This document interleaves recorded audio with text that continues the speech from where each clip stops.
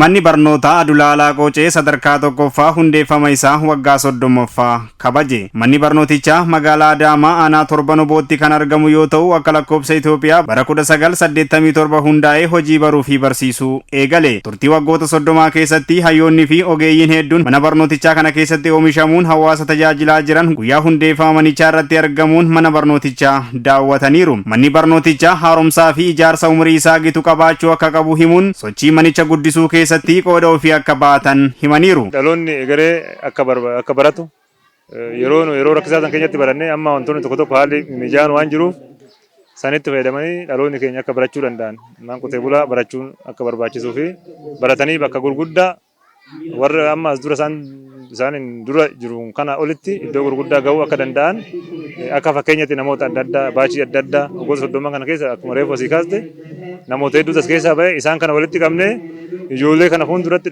dhaabnee barnoonni barbaachisaa ta'uu namoonni baratanii bakka gurguddaa jiraachuu as keessaa ba'an akka jiran dhaloonni akka baruu fi egeree biyya kanaa keessattis nus gahee mataa keenyas dhaloota keenyas jajjabeessinee maatiin akka ijoollee barsiifatu barattoonni keenyas duubaan cimanii akka baratanii fi saayinsii fi teekinooloojiidhaan barnoota addunyaatiin guddina waan adda addaa keessatti akka gahee mataa isaanii qabaatan dirqama nurraa qabu nurra jiru bahuu fi mana barumsaa kana keessattis manni barumsaa deeggarsa adda addaatiin ijaaramee amma immoo nu gama keenyan waan suphamuu qabu suphinee hawaasa sirmaachisnee ofiifis qalamaanis haa ta'u daftara kitaabilee adda addaa waan barannee beeknuun mana barumsaa kana deeggaruun fi dhaloota kakaasuun jajjabeessuun barbaachisaa waan ta'eef dirqamuma akka lammii tokkootti fi akka warra asii baratee hawaasa kana keessaa baheetti qabnu baana jenneeti jechuudha kan kaka'umsa nu ta'e.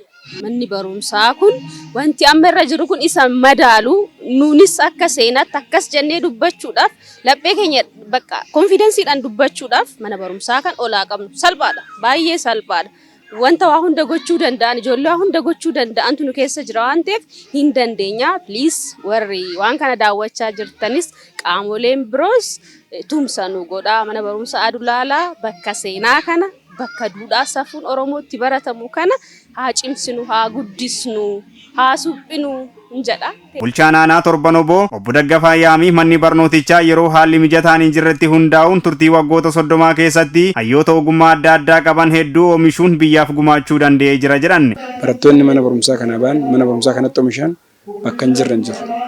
Dooktorri jira, Piroofeesarri jira, miidiyaa harkaan hojjetan aartistoonni jiru, gaggeessitoonni jiru.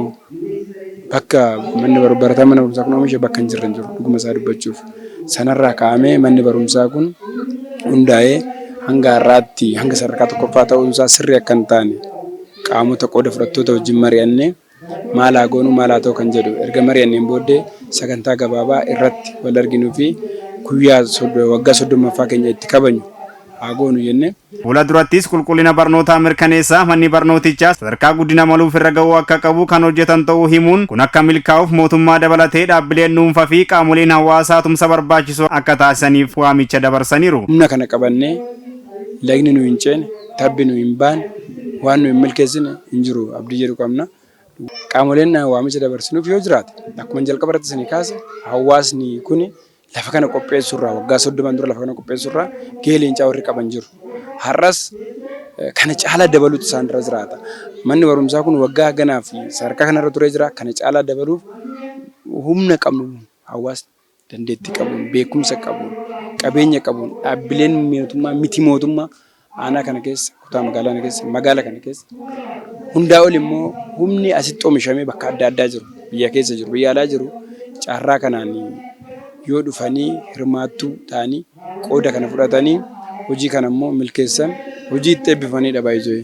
Hojii raawwachiisaan itti aanaa kutaa magaalaa Bokkuu Shananii obbo Misgaanaa Bashaa ka'umsi jijjiiramaa fi guddina biyya tokkoo mana barnootaa ta'uu himuun hayyoota mana barnootichaa keessaa ba'anii fi hawaasa aanichaa waliin ta'uun mana barnootaa Adulaalaa Qoocee sadarkaa lammaffaatti guddisuu fi mana barnootichaa bu'uura boruu ijaaruun hegeree dhalootaa kan hojjetan ta'uu himaniiru. Manni barumsaa kan hunda keenyaati.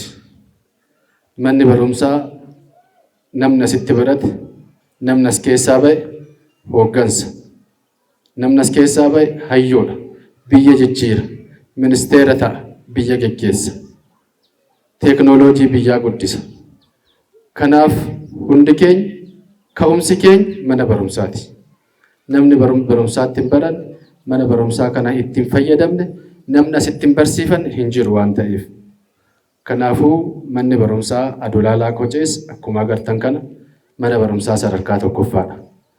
Garuu immoo daandii fagoorraa asitti baratanii hayyoonni keenya bulchaan akka Dagafaa Yaamii kan akka artistii keenya beekamaa kan akka Urgii Daadhii fa'aa hooggansoota keenya kan akka Nagguu Nagaash fa'aa warri nan hin beekne hooggansa sadarkaadhaan hayyoonni iddoo garaagaraa jirtan as keessaa kan baatan yaadannoo fi kan deebinee immoo uummata keenya ittiin gargaarra. Jiraattonni isin as keessatti har'a mana barumsaa kana mana barumsaa bu'uura boruu dabaltanii babal'isuudhaaf isa kana gara sadarkaa lammaffaatti guddisnee isa amma dhakaa bu'uuraa keenya kana immoo daa'imman keenya lafaa dhufan mana barumsaa bu'uura boruu oolmaa daa'immanii itti baratan dhakaa bu'uuraa keenya kun agarsiistuu jijjiirama teeknooloojii guddina biyya keenyaa waan agarsiisuuf hundi keessan iyyuu kanarratti gahee keessan akka baatan asumarraan ergaa dabarsa.